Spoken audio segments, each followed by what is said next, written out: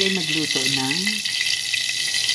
ay magluto ngayon ng gulay na broccoli. Itong broccoli na ito lulutuin natin. So, igigisa na po natin siya sa butter. Nandito na po yung butter. Yan, medyo mainit na, natunaw na po. Kala nyo egg, no? Butter po yan. Ngayon, ilalagay po natin yung ating bawang. Yan.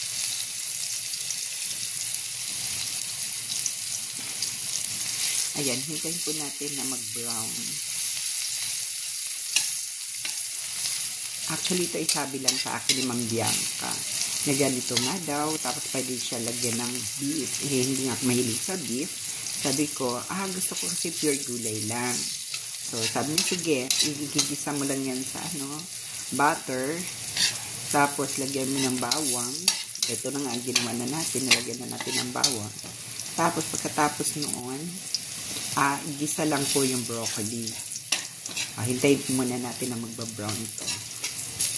Maganda kasi pag magba-brown, mabango.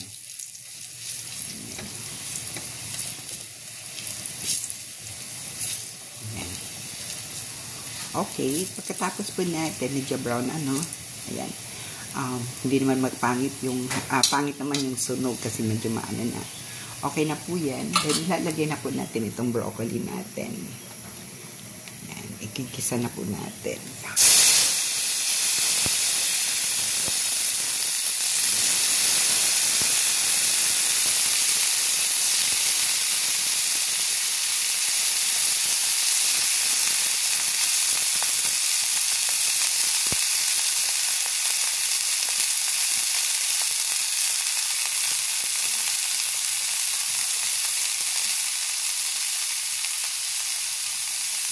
Okay.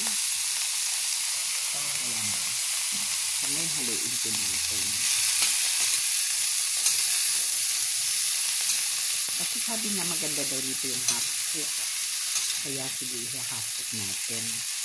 Teka muna. Ano nga ba pag gawin natin dito pampalasa bukod sa naigisa na natin sa butter. So, sabi niya, lalagyan na natin ng oyster. So, lalagyan pa natin yan ng oyster sauce.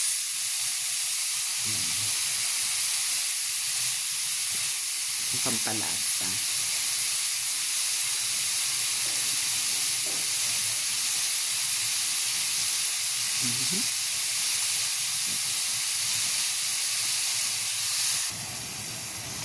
Ayan, tatakpan po natin. Hintayin po natin na kumulo. Okay na. Check natin. Uy, kulong-kulong na siya. Okay. Lagyan na siya.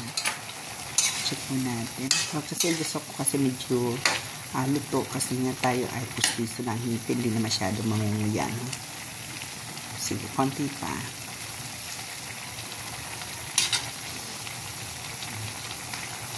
Tatakpan ulit natin hanggang sa siya ay tuluyang maluto.